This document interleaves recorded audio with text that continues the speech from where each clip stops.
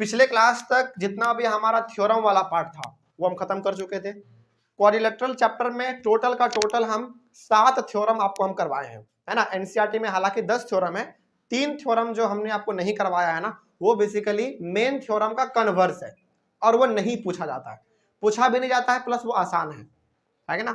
उसको आप चलते चलते सवालों में भी लागू कर देंगे, हम सवाल में ही बताते हुए चल जाएंगे, तो वो तीनों भी हमारा आसानी से हो जाएगा, ठीक है। तो लेकिन जो मेन 7 थ्योरम था वो हम बता चुके हैं, और मेन 7 थ्योरम में से भी जो सबसे इंपॉर्टेंट है वो आपका पिछले वाले क्लास वाला, यानी कि मिड पॉइंट थ्योरम, ठीक है। तो उसको 2-3 बार कम से कम कॉपी पे घर पे जाके लिखिएगा जरूर, क्योंकि वो वाला सवाल पूछेगा ही पूछेगा, है ना। चलिए आगे बढ़ते हैं। अब जो है हमारा सवाल बनाने का सिलसिला आज से चालू होता है, और 2-3 क्लास लगातार हमारा जो है कुछ सवाल हम लोग कंटिन्यू करते चलेंगे, बनाते चलेंगे, ताकि ये चैप्टर हमारा पूरी तरीके से खत्म हो जाए, ठीक है। चलिए आगे बढ़ते हैं। देखिए ध्यान से, 2 सवाल है, 2 सवाल हम लोग और आज और बनाएंगे। पहले ये दोनों देख लीजिए। सबसे पहले देखिए यहाँ पे ध्यान से, देखो हम पहले भी बता चुके हैं ये बात, लेकिन आज फिर से बता दे रहे हैं, सवाल तो बनाएंगे ही, पहले सुनो मेरे बात को ध्यान से। क्वाड्रिलेटरल चैप्टर का सबसे बड़ा खूबसूरती ये है कि इसमें थ्योरम बहुत है, ठीक है, थ्योरम इसमें बहुत है। मान लो यदि थ्योरम के रूप में आपको नहीं भी है, यदि वो सवाल भी आ गया तो सवाल भी अपने आप में एक थ्योरम है। जैसे ये क्या है, सवाल है, लेकिन जिस प्रकार से आप इसको अभी प्रूफ करोगे, बनाओगे, तो लगेगा कि सर ये सवाल नहीं, ये थ्योरम ही है। लेकिन इसमें ना सबसे जो खास आपको कॉमन देखने को ये मिलेगा कि सवाल दे देगा या फिर थ्योरम दे देगा, आपसे 3-4 चीज ही कॉमन पूछा जाएगा। क्या पूछा जाएगा? सवाल दे देगा, बोलेगा बताओ ये रोम्बस है कि नहीं, बताओ ये रेक्टेंगल है कि नहीं, बताओ ये पैरेललोग्राम है कि नहीं, बताओ ये स्क्वायर है कि नहीं। इसी प्रकार का चीज पूछा जाता है। तो आप कब बता पाओगे? जब आपको उन प्रकार के फिगर्स का प्रॉपर्टी मालूम होगा। जैसे मान लीजिए इस सवाल को ही देखिए ध्यान से, कहा गया है कि जो डायगोनल्स है ना एक पैरेललोग्राम का, वो इक्वल है, इतना ही है, तो बताओ कि वो एक रेक्टेंगल होगा। तो रेक्टेंगल वो होगा, कब बता पाओगे आप, कब साबित कर पाओगे? जब आपको रेक्टेंगल का प्रॉपर्टी मालूम होगा। जैसे रेक्टेंगल का प्रॉपर्टी क्या है? मेन 3 प्रॉपर्टी है रेक्टेंगल का। प्रॉपर्टी ये कहता है, पहला कि opposite sides are parallel as well as equal, पहला ये प्रॉपर्टी है। दूसरा क्या प्रॉपर्टी है? कि रेक्टेंगल के जो डायगोनल होते हैं वो आपस में बाइसेक्ट करते हैं, ये भी इसका प्रॉपर्टी है। तीसरा प्रॉपर्टी क्या है? रेक्टेंगल के हर एक एंगल 90 के बराबर होता है। तो ये 3 प्रॉपर्टी खास करके हमारा जो है रेक्टेंगल का है। तो क्या इन तीनों प्रॉपर्टी को हमको यहाँ पे साबित करना पड़ेगा? नहीं, इन तीनों में से किसी एक को साबित कर दो, काम आपका बन जाएगा। बात समझ में आ रही है? तो आपको बेसिकली ऐसा ही सवाल मिलेगा। जैसे देखो इसमें कहा है कि रेक्टेंगल है कि नहीं, ये साबित करके बताओ। इसमें कहा है रोम्बस है कि नहीं, ये साबित करके बताओ। तो ऐसा ही सवाल मिलेगा। तो आपको रोम्बस का प्रॉपर्टी मालूम होना चाहिए, रेक्टेंगल का प्रॉपर्टी मालूम होना चाहिए। यदि स्क्वायर पूछ दिया तो स्क्वायर का प्रॉपर्टी मालूम होना चाहिए, तब जाके सवाल कहीं ना कहीं आसान लगने लगता है।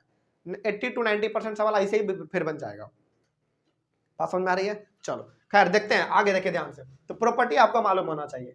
तो प्रॉपर्टी मालूम करने के लिए आप शुरुआत का पहला 2 क्लास आप देख सकते हैं क्वाड्रिलेटरल का, ठीक है। चलिए, लिखा हुआ if the diagonals of a parallelogram, और स्टेटमेंट को पकड़ना है ना। यहाँ पे स्टेटमेंट ना एक एक टर्म बहुत कुछ कहता है। जैसे आपको हम यहाँ पे तुरंत पढ़ तो दिए कि if the diagonals of a parallelogram are equal, पढ़ तो दिए, लेकिन यहाँ से हमको 2 चीज बहुत इंपॉर्टेंट मालूम चल गया।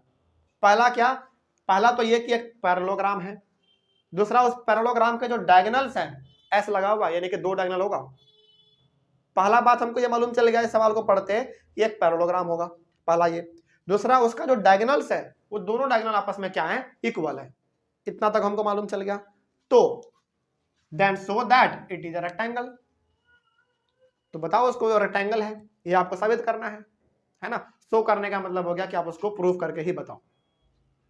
तो कैसे करेंगे? चलो, तो सवाल में जो कहा है उसको बाद में प्रूफ करेंगे, लेकिन जो ऊपर में कहा है पहले वो तो कर लो, है ना। एक पैरेललोग्राम है और उसका जो डायगोनल है, तो इसको पहले खींच लो, और साबित क्या करना है कि वो एक रेक्टेंगल है। तो रेक्टेंगल के जैसा ही आप फिगर बना लो, ठीक है। चलो मेरा मार्कर देखिए ध्यान से, आपको साबित करना है कि, अच्छा चलो यहाँ पे पहले देख लो, ये एक, क्या ये एक पैरेललोग्राम है? आपको लग रहा होगा कि सर ये रेक्टेंगल है, लेकिन रेक्टेंगल भी किसका टाइप है?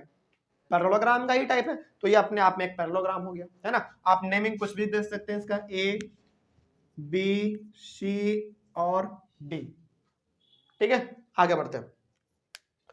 उसके बाद इसमें कहा है ना कि इसका जो डायगोनल्स है वो दोनों आपस में इक्वल है, ठीक है। तो आप इसका दो डायगोनल बना दो, इसको इससे मैच कर दो और इसको इससे मैच कर दो, ठीक है। तो दोनों डायगोनल आपस में क्या है, यहाँ पे इक्वल है। तो जो कहा गया था इतना दूर, इतना से तो हमको ये समझ में आता है, ठीक है। अब जो इसमें पहले से दिया हुआ था स्टेटमेंट में, वो आपने डायग्राम के रूप में बना दिया, तो उसको आप लिख दो गिवन में, है ना। चलो तो आसान हो जाता है, फिर आधा से ज्यादा काम तो आपका डायग्राम को देख के ही हो जाता है ना। तो डायग्राम बहुत इंपॉर्टेंट है, बनाइएगा जरूर। चलो क्या लिखा हुआ है, ABCD जो है वो क्या है, पैरेललोग्राम है ना। गिवन में वही है कि ABCD इज अ पैरेललोग्राम। और क्या गिवन है, गिवन है कि जो दोनों डायगोनल है वो इक्वल है, तो वो भी लिख दो। तो डायगोनल पहला का नाम क्या है, AC, और दूसरा का BD, ये दोनों आपस में इक्वल है, यही आपको दिया हुआ है, ठीक है। लेकिन टू प्रूव क्या करना है आपको, प्रूफ क्या करना है कि ABCD जो है ना वो एक रेक्टेंगल है, यही प्रूफ करो, है ना। तो ABCD इज अ रेक्टेंगल, यही आपको साबित करना है, ठीक है। चलो इसमें कंस्ट्रक्शन का जरूरत नहीं है तो नहीं करेंगे, ठीक है। अब डायरेक्ट प्रूफ देखो, इसमें ना अब चूंकि आप क्वाड्रिलेटरल के थ्योरम जैसे ही सवालों को बना रहे हैं, तो थोड़ा सा ना कान और आंख दोनों खोल के रखना, ठीक है। देखो इसमें हिंट हमको ना ये दिया हुआ है कि दोनों डायगोनल आपस में इक्वल है, ठीक है। एक डायगोनल ये हो गया और एक डायगोनल ये हो गया, ये दोनों इक्वल है। तो कहीं ना कहीं हमको दो ट्रायंगल लेना पड़ेगा, हमको ऐसा दो फिगर लेना पड़ेगा जिसमें कि दोनों डायगोनल हमारा आ जाए, तभी कुछ बात बन पाएगा। बात समझ में आ रही है, मतलब कि दोनों डायगोनल आपस में इक्वल है, इसका मतलब कि आपको दो ऐसा फिगर लेना पड़ेगा इसी में से जिसमें कि दोनों डायगोनल हमारा आ जाए। बिल्कुल, यानी कि इसको आप ध्यान से देखेंगे ना तो ट्रायंगल आपको नजर आ रहा होगा। तो ऐसा दो ट्रायंगल ले लो, ऐसा दो ट्रायंगल लो जिसमें कि पहले वाले ट्रायंगल में पहला डायगोनल आ जाए और दूसरे वाले ट्रायंगल में दूसरा डायगोनल आ जाए, तभी बात बन पाएगा, क्योंकि दोनों डायगोनल आपस में इक्वल है, तभी हम लोग कॉन्ग्रुएंट वाला कुछ काम कर सकते हैं, है ना। तो यहां पे देखिए, अब थोड़ा सा ध्यान से सुनना, आप चाहे तो दो ट्रायंगल ये वाला ले सकते हैं, देखिए ध्यान से, एक ACD, कौन सा ACD, आप ये वाला भी ले सकते हैं और दूसरा आप ले सकते हैं ADB। बात समझ में आ रही है। जैसे देखो फिर से, यदि आप ट्रायंगल कौन सा लेते हैं, ACD, ये ट्रायंगल यदि आप लेंगे तो इसमें आपका पहला वाला डायगोनल आ जाएगा, कौन सा, AC आ जाएगा, ठीक है। और एक ट्रायंगल यदि और आप लेते हैं, कौन सा, ABD, इस वाले ट्रायंगल में आपका दूसरा डायगोनल आ जाएगा, कौन सा, BD। तो दो ट्रायंगल हम लोग ले लिए और दोनों में हमारा जो है दोनों डायगोनल भी आ गया, है ना। आप इधर से ये दोनों ले सकते हैं या फिर आप चाहें तो इधर से भी ले सकते हैं। यदि इधर से लेना चाहेंगे तो हम लोग कौन सा ट्रायंगल लेंगे बताइए। एक ट्रायंगल हम लोग ले सकते हैं BCD लेंगे तो इसमें हमारा BD वाला आ जाएगा डायगोनल, और यदि हम लोग एक ABC ले लें तो ये हमारा AC वाला डायगोनल आ जाएगा। तो इधर अच्छा लग रहा है ज्यादा, है ना, क्योंकि हमारा इसमें सीक्वेंस भी बन रहा है ट्रायंगल ABC इस प्रकार का। हालांकि आप लेने का इधर से भी ले सकते हैं, इधर से भी ले सकते हैं, लेकिन आप इधर का ले लो क्योंकि हमको इधर थोड़ा सा अच्छा लग रहा है, ABC सीक्वेंस बन रहा है ट्रायंगल का। बात समझ में आ रही है। आप इधर से भी बना सकते हो, इधर से भी बना सकते हो। तो आपको यहाँ पे दो ट्रायंगल ले लेना है। इन ट्रायंगल पहला का नाम क्या लेना चाहेंगे आप, ऊपर वाला ले लो ABC, in triangle ABC and triangle ABC, triangle हो गया हमारा। उसके बाद BCD ले लो,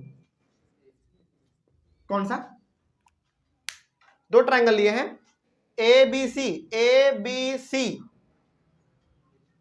ये ABC, ये ट्रायंगल हो गया, इसमें हमारा AC डायगोनल आ गया। उसके बाद दूसरा ट्रायंगल कौन सा है, ABC हो गया। उसके बाद फिर हमारा हाँ बी सी डी, यानी कि ये वाला, इसमें हमारा बी डी आ गया। ठीक है, तो दो ट्रायंगल हमारा इसमें आ गया। आगे बढ़ते हैं। अब चूंकि ये दोनों ट्रायंगल हम लिए हैं तो दोनों में डायगोनल भी है, दोनों इक्वल भी है, तो कहीं ना कहीं हमको ये समझ में आ रहा है कि हमको जो है दोनों ट्रायंगल को कॉन्ग्रुएंट साबित करना पड़ेगा, है ना। तो अब थोड़ा सा दिमाग लगाइए, कुछ चीजें आपको यहाँ पे गिवन है, कुछ चीजें आपको डायग्राम से देख के बताने हैं, तब जाके हमारा ये दोनों ट्रायंगल आपस में कॉन्ग्रुएंट हो पाएगा। ठीक है, हम थोड़ा सा ना यहाँ पे इसको डार्क कर देते हैं ताकि आपको दोनों ट्रायंगल नजर आ जाए। एक ट्रायंगल है हमारा ABC, ये वाला है आपका पहला,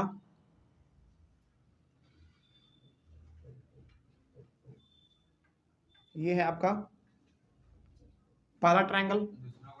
ठीक है, और दूसरा है आपका ट्रायंगल ये वाला, कौन सा था, BCD ना, हाँ ये वाला। देखिए ध्यान से, ये आपका दूसरा ट्रायंगल है, एक है रेड से किया हुआ और एक है ब्लैक से किया हुआ। तो अब साफ दिख रहा होगा, दो ट्रायंगल आपके पास आ गया।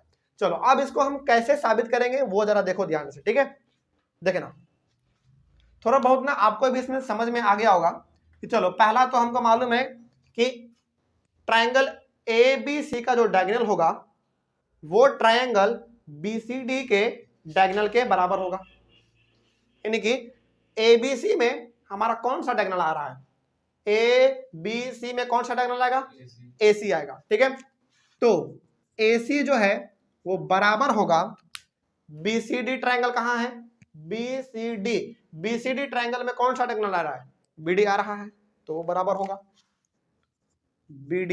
रीजन क्या लिखेंगे आप, गिवन है, वो तो यहीं इसमें गिवन है ना, कॉमन भी करेंगे, वो भी करेंगे, वो भी आएगा। ठीक है, आगे अब देखो, क्योंकि पहले ही सवाल में कहा दिया था कि आपको एक पैरेललोग्राम ड्रॉ करना है, और आपने यहां पे लिख भी रखा है कि ABCD क्या है, एक पैरेललोग्राम है, और पैरेललोग्राम का अपोजिट साइड क्या होता है, इक्वल होता है। तो जो हमारा AB होगा क्या वही हमारा CD होगा, होगा कि नहीं, बिल्कुल होगा। क्यों होगा, क्योंकि एक पैरेललोग्राम है और पैरेललोग्राम का अपोजिट साइड पैरेलल के साथ साथ इक्वल भी होता है ना। तो आगे क्या हो गया, कौन सा, ABD होगा और BCD होगा, ABD, एक मिनट गलत ट्रायंगल ले लिया, कहां से, अरे देखो यार, ट्रायंगल हम कौन सा लिए, ABC ट्रायंगल लिए हैं, तो ABC में तो हमारा AC डायगोनल आ ही जा रहा है। ठीक है, उसके बाद दूसरा ट्रायंगल है BCD ये वाला, और इसमें हमारा BD आ ही जा रहा है, फिर गलत कहां है, ऐसे नहीं बोलो, गलत नहीं है, सही है। ठीक है, आगे अब चूंकि पैरेललोग्राम है तो ये वाला साइड इसके बराबर होगा। ठीक है, क्योंकि पैरेललोग्राम का प्रॉपर्टी क्या कहता है, opposite sides are parallel as well as equal. तो AB is equals to CD, इसका रीजन क्या लिखोगे, इसका रीजन है ABCD इज अ पैरेललोग्राम। ठीक है, आगे अब थोड़ा सा गौर करोगे ना तो दोनों ट्रायंगल में एक साइड कॉमन है, कौन सा मालूम है, BC। देखो ध्यान से, दोनों ट्रायंगल को गौर से देखो, क्या दोनों में BC कॉमन है, बिल्कुल कॉमन है। तो BC is equals to BC, reason क्या लिखेंगे, कॉमन। तो बताइए कौन सा क्राइटेरिया के तहत ये दोनों हमारा ट्रायंगल कॉन्ग्रुएंट हुआ, SSS, यानी कि साइड साइड साइड, है ना। तो hence triangle ABC is congruent to triangle BCD, और रीजन होगा हमारा बाई साइड साइड साइड। ठीक है, ये तो हमारा केवल अभी कॉन्ग्रुएंट साबित हुआ है, लेकिन हमको साबित क्या करना था कि ABCD जो है वो एक रेक्टेंगल है, यही साबित करना था हमको। चलो अब साबित करेंगे, देखिए ध्यान से, साबित करने के लिए चलो ठीक है, इतना तो साबित हो गया। क्योंकि दोनों ट्रायंगल कॉन्ग्रुएंट साबित हो चुका है, तो क्या हम कह सकते हैं कि ट्रायंगल ABC का ये B वाला एंगल ट्रायंगल BCD के इसके बराबर होगा, सी के बराबर होगा बाई CPCT। फिर से बोल रहे हैं, ट्रायंगल ABC का ये बी वाला एंगल बराबर होगा किसके, ट्रायंगल BCD के सी के बराबर बाई CPCT, है ना। तो आप यहां पे कह सकते हो so angle B is equal to angle C reason by CPCT by CPCT। ठीक है, यहां पे आपने लिख तो दिया कि एंगल B जो है वो एंगल C के बराबर है, ठीक ना। लेकिन यदि आप थोड़ा सा और गौर करें तो आपको मालूम चलेगा कि ABCD तो एक पैरेललोग्राम था। ABCD एक क्या था, पैरेललोग्राम था। अब चूंकि पैरेललोग्राम है तो B एंगल C के बराबर है, लेकिन ये और क्या होता है बताइए तो जरा। जब पैरेललोग्राम होता है तो ये B एंगल C के बराबर है, तो ये और क्या होता है, को इंटीरियर एंगल। को इंटीरियर एंगल याद कीजिए, देखिए ध्यान से, हम आपको एक छोटा सा बता देते हैं, देखिए ध्यान से। यदि ये हमारा पैरेललोग्राम है, ठीक है, पैरेललोग्राम है मतलब कि ये वाला साइड और ये वाला साइड दोनों आपस में क्या होंगे, पैरेलल होंगे, और ये किसका काम करेगा, ट्रांसवर्सल का। तो ये वाले एंगल और ये वाले एंगल का सम कितना होता है, 180, और रीजन को इंटीरियर एंगल, है ना। तो वही चीज तो हमारा यहाँ पे है। यहाँ पे आपने बाई CPCT से एंगल B एंगल C के बराबर कर तो दिया, लेकिन एक्चुअल में ये दोनों हमारा कौन सा है, को इंटीरियर एंगल है ना। तो यहाँ पे but angle B and angle C are co interior angles, ये को इंटीरियर एंगल है। और को इंटीरियर एंगल का मतलब होता है कि दोनों का सम कितना, 180, है ना। तो हम लोग लिख सकते हैं angle B plus angle C बराबर 180 डिग्री लिख सकते हैं हम लोग, है ना। अब मेरे बात को ध्यान से सुनिएगा, ठीक है। अभी तुरंत आपने यहाँ पे लिखा कि एंगल B जो है वो एंगल C के बराबर है बाई CPCT, ठीक है। यहाँ पे तुरंत आपने ये भी लिख दिया कि एंगल B और एंगल C आपस में क्या है, को इंटीरियर एंगल है, और को इंटीरियर एंगल का सम कितना होता है, 180 के बराबर होता है ना। तो क्या हम यहाँ पे ये चीज लिख सकते हैं क्या, angle B is equal to angle C is equal to 90 degree, लिख सकते हैं, बताइए क्यों। देखो लिख सकते हैं, यहाँ पे आपने साबित किया ना एंगल B जो एंगल C के बराबर है, ठीक है। तो यहाँ पे जब हमारा एंगल B और एंगल C है तो इन दोनों, ये दोनों आपस में क्या है, इक्वल है। कहां से मालूम चला हमको, यहां से। यहाँ पे एंगल B और एंगल C दोनों बराबर है, और यहाँ पे दोनों का सम कितना है, 180 है। तो ये दोनों भी हमारा क्या होगा, इक्वल होगा। कहां से मालूम चला आपको, यहां से मालूम चला। और ये दोनों एंगल 90 ही क्यों होगा, ये कैसे मालूम चला आपको, इक्वल है तो ऑब्वियस ये बात है, ये वाला 90 होगा तो ये भी 90 होगा, तभी जाके दोनों का सम 180 हो पाएगा, है ना। तो ये वाला एंगल भी 90 और ये वाला एंगल भी 90। इसी प्रकार से ये सारा का सारा काम आप इन दोनों ट्रायंगल के साथ कीजिएगा तो ये वाला और ये वाला एंगल बराबर निकलेगा। तो इस वजह से क्या हो जाएगा, ये एक रेक्टेंगल साबित हो जाएगा, ठीक है। तो यहां पे आपने एंगल B और एंगल C को आपने 90 के बराबर कर दिया, ठीक है। उसके बाद सिमिलरली कर दो, दोबारा स्टेप दोहराने की कोई जरूरत नहीं है। Similarly angle A is equal to angle D, angle A is equal to angle D बराबर कितना होंगे, 90 डिग्री होंगे। तो जब ये भी 90 है, ये भी 90 है, ये भी 90 है और ये भी 90 है, तो इस मायने में ABCD क्या हुआ, एक रेक्टेंगल साबित हो गया, है ना। तो hence ABCD is a rectangle. तो ये एक रेक्टेंगल हमारा साबित हो गया, ठीक है। क्योंकि देखो यहाँ पे भी एंगल B और एंगल C 90 के बराबर है, यहाँ पे भी एंगल A और एंगल D 90 के बराबर है, यानी कि ये भी 90, ये भी 90, ये भी 90 और ये भी 90। तो इस मायने से ABCD जो है वो एक रेक्टेंगल हुआ, ठीक है। चलो तो हैंस प्रूव लिख दो।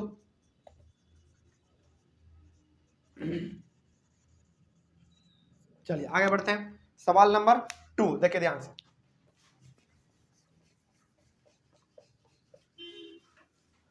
देखो एक एक सवाल पे हम इतना टाइम क्यों दे रहे हैं मालूम है? क्योंकि यदि ये चीज समझ में आ गया ना, अभी क्लासरूम में यदि समझ में आ गया तो मेरे हिसाब से एग्जाम में ऐसे बना दोगे। मान लो थोड़ा बहुत गलती भी होता है तो 90% तो बना ही दोगे, है ना। चलो आगे बढ़ते हैं। Angle B equal to angle C कैसे होगा? ये वाला एंगल बी एंगल सी के बराबर कैसे हो गया? देखो यहाँ पे एंगल बी एंगल सी के बराबर था ना। वो इंटीरियर एंगल कैसे होगा? वहां पे ट्राई कर दो उतना हम फाउंड कर रहे हैं। हाँ देखो ये ए बी सी डी क्या था? एक पैरेललोग्राम था। चलो पहले उसको छोड़ दो। जब चूंकि दोनों ट्रायंगल हमारे आपस में कॉन्ग्रुएंट हो गया, इसका मतलब हुआ कि इस ट्रायंगल ए बी सी का ये एंगल बी इस ट्रायंगल बी सी डी के एंगल सी के बराबर होगा कि नहीं होगा? बाई सीपीसीटी वो हमने यहाँ पे लिख दिया, कहाँ गया? ये हम लिख चुके हैं यहाँ पे, ठीक है। अब ये तो हो गया, इतना अभी छोड़ दो आगे। अब आपको मालूम है कि ए बी सी डी एक पैरेललोग्राम भी तो है। पैरेललोग्राम का मतलब हो गया कि ए बी सी डी के साथ पैरेलल है, और पैरेलल है, और ये बी सी किसका काम करेगा? ट्रांसवर्सल का काम करेगा, है ना।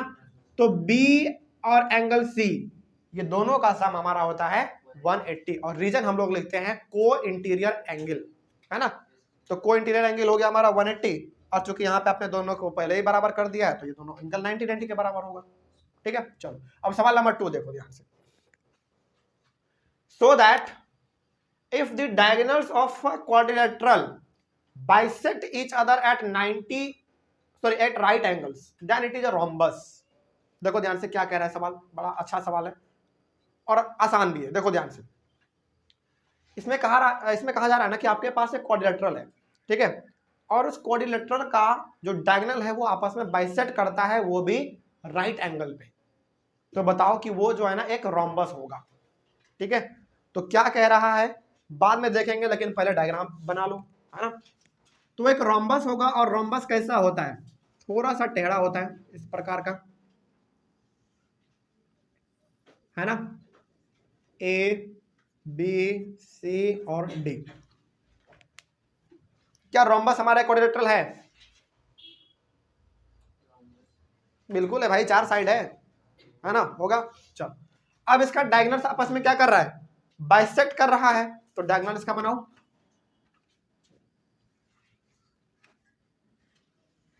और बाइसेक्ट का मतलब कोई बता सकता है हमको? 2 इक्वल पार्ट में डिवाइड कर देना, है ना। तो इसका मतलब ये हो गया कि जितना ये होगा उतना ही ये होगा, जितना ये होगा उतना ही ये होगा। बाइसेक्ट का मतलब तो ये होता है, और कह रहा है ना कि बाइसेक्ट कर रहा है कितना पे? राइट एंगल पे। कितना पे? राइट एंगल पे कर रहा है। इसका मतलब कि ये भी 90 तो ये भी 90, ये भी 90 तो ये भी 90, यानी कि चारों तरफ 90 पे वो आपस में बाइसेक्ट कर रहा है। इतना ही चीज आपको सवाल में दिया हुआ है।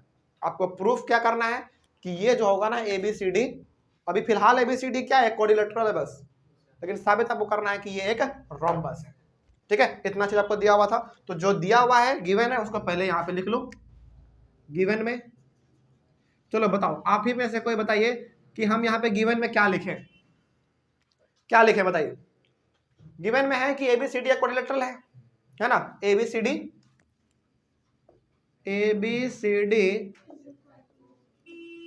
एक क्वाड्रिलेटरल है, और क्या दिया हुआ था कि इसका डायगोनल आपस में बाइसेक्ट कर रहा है। तो आप मान लो कि बाइसेक्ट इस पॉइंट पे कर रहा है, और इस पॉइंट का नाम सपोज आप O दे दो, ठीक है। तो इस मायने में हमारा ये भी हो गया कि जितना AO होगा उतना ही CO होगा, एंड और भी इसमें है एक चीज और है, एक डायगोनल और बच गया, जितना DO होगा उतना ही BO होगा, ठीक है। ये आपको गिवन है। अब प्रूफ क्या करना है? इसमें भी कंस्ट्रक्शन की कोई जरूरत नहीं है। प्रूफ करना है कि ABCD जो है एक रोम्बस है, यही आपको साबित करना है। और रोम्बस का ना प्रॉपर्टी क्या होता है? उसका डायगोनल आपस में बाइसेक्ट करते हैं 90 पे, वो तो गिवन है पहले से। रोम्बस का सबसे बड़ा खासियत क्या होता है? सबसे बड़ा खासियत कि सारा साइड इक्वल होता है। तो यदि आप रोम्बस के सारे साइड को इक्वल साबित कर दें, यानी कि उस वाले फिगर का सारा साइड इक्वल कर दें, तो माना जाएगा कि वो आपस में क्या है? रोम्बस है, माना जाएगा। तो आपको साबित क्या करना है? साबित ये करना है कि ये जो क्वाड्रिलेटरल आपको दिया हुआ है इसका सारा साइड इक्वल है, और यदि आपने सारे साइड को इक्वल कर दिया मतलब कि एक रोम्बस है, ये आपको साबित करना है। चलो तो ABCD एक रोम्बस है, ये आपको साबित करना है। प्रूफ इसमें भी हमको सबसे बड़ा हिंट दिख रहा है इसका डायगोनल ही। इसमें भी हमको इसका सबसे बड़ा प्रूफ इसका डायगोनल ही दिख रहा है। सर तो इसमें तो एक मतलब कॉमन भी ले सकते हैं क्योंकि सारा साइड तो इक्वल है। सारा साइड इक्वल है तो कॉमन ले सकते हैं मतलब? मतलब एक हाँ बोलो बोलो। एक ही डायगोनल अगर लेंगे तो देखो कोई दिक्कत नहीं, हम बता देते। देखो इसमें ना हिंट हमको इसका डायगोनल ही है। इसमें आपको दो चीज हिंट दिया हुआ है। पहला, दो चीज हिंट है। पहला ये कि डायगोनल है तो बाइसेक्ट कर रहा है, ठीक है। और दूसरा ये कि 90 पे बाइसेक्ट कर रहा है। तो इसमें ना आप कोई भी दो ट्रायंगल ले लो। तो हम ना यहाँ पे जानते हो कौन कौन सा लेंगे। हम एक ये वाला और एक ये वाला भी ले सकते हैं। आप ले लो, कोई दिक्कत वाली बात नहीं है, ठीक है। लेकिन हम ना यहाँ पे जानबूझ के एक ये वाला और एक ये वाला लेंगे। हालांकि आप ये वाला भी और ये वाला भी ले सकते हो, उससे भी सवाल बनेगा। लेकिन हम यहाँ पे जानबूझ के ये वाला के इसमें हमारा कौन सा, हाँ एक साइड कॉमन आएगा। कौन सा साइड कॉमन आएगा? ये वाला AO, ये हमारा कॉमन आएगा, इसलिए हम ये ले रहे हैं। लेकिन क्या आप ये वाला और ये वाला लोगे तो क्या कॉन्ग्रुएंट नहीं होगा? होगा, बिल्कुल होगा। लेकिन हम इसलिए ले रहे हैं क्योंकि कॉमन है, ठीक है। चलिए आगे बढ़ते हैं। तो आपका मर्जी है, आप उसको जैसे बनाना चाहें। तो हम यहाँ पे ये वाला ट्रायंगल और ये वाला ट्रायंगल ले सकते हैं, या फिर हम ये वाला ले सकते हैं, या फिर ये वाला ले सकते हैं, या फिर ये दोनों भी, आप कोई भी ले लो, ठीक है। आगे बढ़ते हैं। तो दो ट्रायंगल आपको लेना है इन ट्रायंगल। इस वाले का नाम बता दो कुछ। AOD एंड ट्रायंगल AOB, ठीक है। चलिए आगे बढ़ते हैं, ध्यान से देखिए। देखो इस वाले ट्रायंगल का ये वाला साइड इस वाले ट्रायंगल के इस साइड के बराबर है, गिवन है, क्योंकि डायगोनल है तो बाइसेक्ट कर रहा है, इसलिए हमने सिंगल लकीर दिया था इसमें, है ना। तो DO is equal to BO, reason ये गिवन है, ठीक है। आगे उसके बाद जितना ये एंगल है, क्या यही वो इतना एंगल है? इस ट्रायंगल का ये वाला एंगल और इस ट्रायंगल का ये वाला एंगल दोनों इक्वल है, 90 ये दोनों, है ना। तो उस एंगल का नाम बता दो। Angle AOD is equal to angle AOB। Reason क्या लिखेंगे? Both are 90 degree, both are 90 degree, ठीक है। आगे ये वाला साइड AO दोनों ट्रायंगल में क्या है? कॉमन है, कॉमन है। तो आप यहां पे लिख दो AO is equal to AO, reason common. तो अब आप में से कोई बता सकता है कि दोनों ट्रायंगल किस क्राइटेरिया के तहत कॉन्ग्रुएंट हुआ? हाँ, एंगल साइड एंगल नहीं है भाई, साइड एंगल साइड है, side angle side, side side angle side, है ना। तो hence triangle AOD is congruent to triangle AOB by SAS हो गया, ठीक है। अब ध्यान से देखो, ये दोनों ट्रायंगल आपने आपस में कॉन्ग्रुएंट साबित तो कर दिया, ठीक है। तो क्या हम बाय सीपीसिटी इस ट्रायंगल का ये वाला साइड और इस ट्रायंगल का ये वाला साइड बराबर लिख सकते हैं? बिल्कुल लिख सकते हैं, है ना। तो यहां पे AD is equal to AB, reason by CPCT। अच्छा अब ना देखो ध्यान से, अभी तुरंत आपने ये दोनों ट्रायंगल को लिया, आपने इन दोनों को आपस में कॉन्ग्रुएंट भी साबित कर दिया और आपने बाय CPCT ये वाला साइड इसके बराबर भी लिख दिया, ठीक है। अब हमने ये दोनों ट्रायंगल लिया तब ऐसा हो पाया। अब आप इन दोनों को लीजिएगा तो बाय CPCT कौन सा इक्वल होगा? ये वाला और ये वाला होगा। उसी प्रकार से इन दोनों ट्रायंगल को आप लेंगे तो ये वाला साइड ये वाला आपस में बराबर हो जाएगा। यानी कि यह सिलसिला हमारा लगातार चलता रहेगा, है ना। कितना बार चलेगा? 4 बार चलेगा। एक बार हमने यहाँ पे लिख दिया है, 3 बार और चलेगा। तो क्या 3 बार हमको इतना प्रोसेस बार बार करने की जरूरत है क्या? नहीं, हमारे पास एक वर्ड है सिमिलरली, है ना। तो जिस प्रकार से हमारा इन दोनों ट्रायंगल को कॉन्ग्रुएंट साबित करने के साथ ये वाला साइड और ये वाला साइड हमारा इक्वल हुआ, उसी प्रकार से हमारा ये वाला दोनों ट्रायंगल लेंगे तो ये वाला और ये वाला भी बराबर होगा।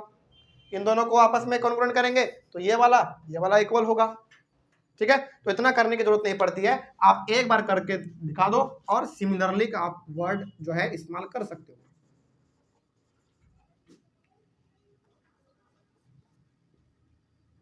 SIMILARLY, सिमिलरली उसी प्रकार से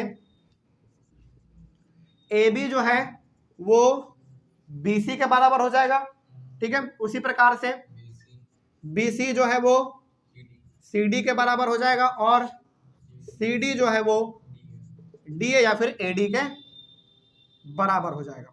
ठीक है, तो इस मायने में यदि आप सबको एक साथ मिला के देखोगे तो आपको नजर आएगा hence AB is equal to BC, BC is equal to CD is equal to AD या फिर DA।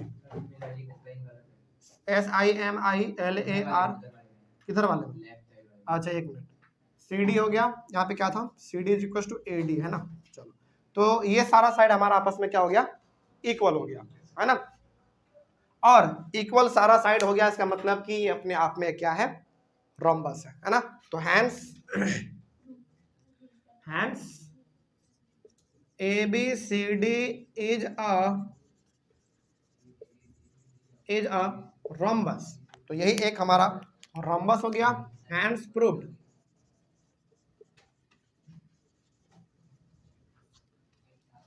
कोई डाउट इसमें? कहां पे सिमिलरली का स्पेलिंग गलत है?